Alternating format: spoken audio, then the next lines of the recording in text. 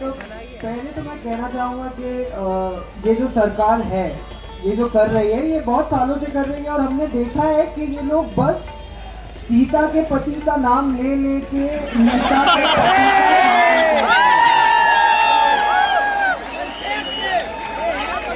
ये सरकार में कोई मोरालिटी नहीं है, कोई शर्म नहीं है।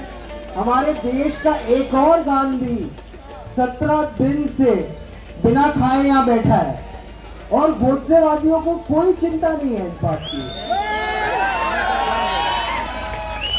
और मैं बताना चाहता हूँ कि ये आप स्टूडेंट हो, कोई किसान है, कोई बेरोजगार है, तो पहले तो चीफ जस्टिस ऑफ इंडिया का बहुत बड़ा थैंक यू कि उन्होंने ये पूरा प्रोटेस्ट खड़ा करने में पहली नींव रखी। बिल्कुल बिल्कुल भैया, उन्हीं की वजह से सब हो रहा है।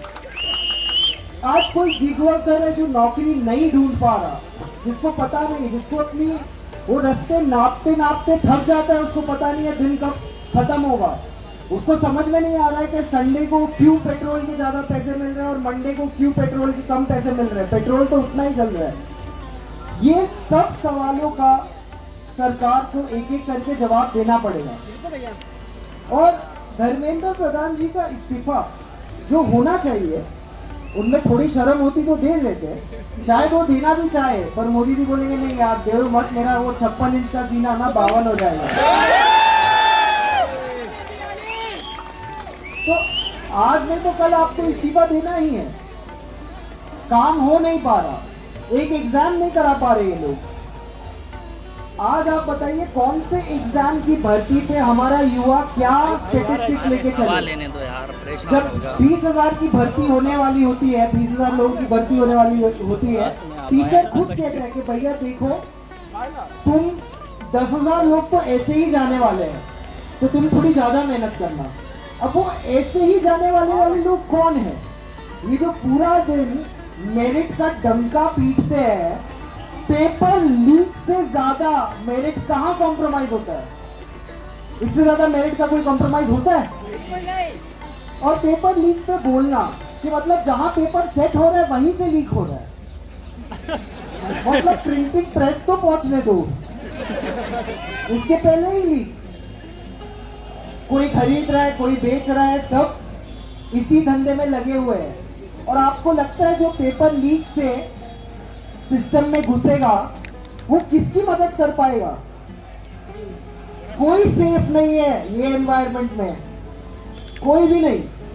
आप सोचिए जो तरह का कॉम्प्रोमाइज हो रहा है एंट्री लेवल पे, ये लोग सिस्टम में 40 साल रहने वाले हैं और इनका पहला स्टेप ही कॉम्प्रोमाइज है, तो ये कैसा देश बनाएंगे? आज मैं बता रहा हूँ काफी मुद्दे ये तो मतलब, और पहले मैं आपको बता दूं, जो भी समझिए कोई मोदी जी का समर्थक है या भाजपा का वोटर है, तो उससे बहुत सहज होके बात कीजिए, क्योंकि एक चीज हमेशा ध्यान रखिए आप लोग कि भाई हमें बीमार से नहीं लड़ना है, बीमारी से लड़ना है।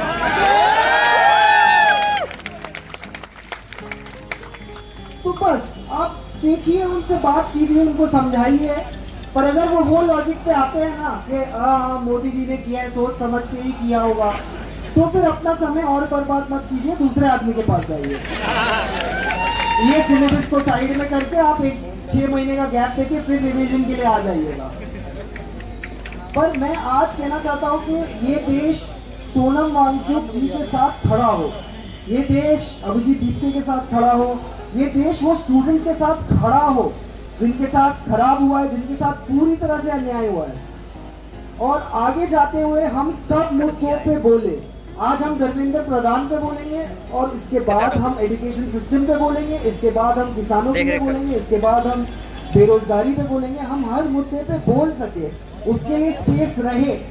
और स्पेस इसीलिए है क्योंकि मीडिया निकम्मा होके कोई चीज पे बोल नहीं पा रहा। आज मीडिया में बड़ी बड़ी नौकरी करने वाले एक सवाल नहीं पूछ पा रहे सरकार से, एक नहीं, हमसे पूछे जा रहे हैं आप यहाँ क्यों आए? अरे हम क्या डांडिया की प्रैक्टिस करने आए हैं?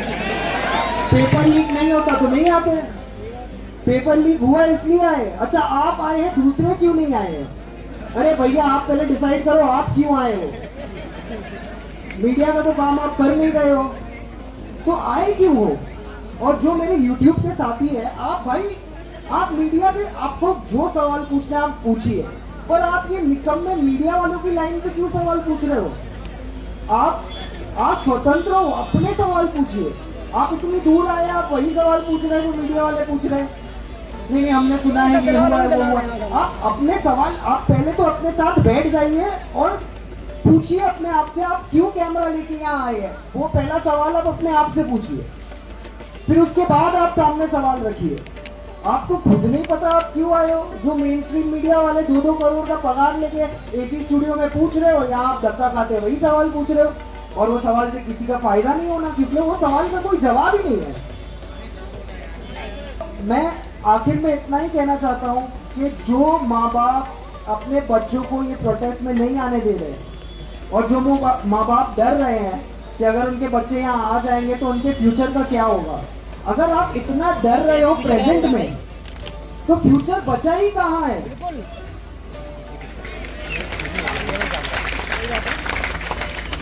प्लीज जितना आप वक्त दे सकते हैं आप जुड़िए, और काफी स्टूडेंट मूवमेंट्स जो ऑल ओवर इंडिया है उनको भारत का तिरंगा लहराते हुए इस आंदोलन में अपना समर्थन देना चाहिए। यही बात करके मैं आपसे अलविदा लूंगा। Thank you. एक मिनट रुको।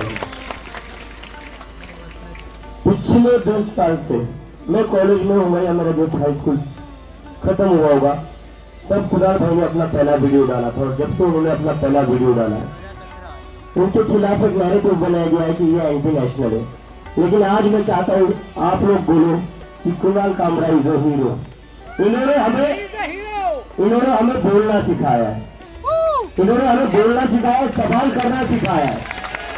यहाँ पर जितने भी बच्चे मेरी उम्र के, हम सबने इनकी वीडियो देखी थी। वो सीधा अंबानी जी को वोट क्यों नहीं दे सकता, मोदी जी बीच में क्यों आ रहे हैं? वो सारी वीडियो देखकर हम लोग बड़े हुए थे। इन्होंने हमें बोलना सिखाया है।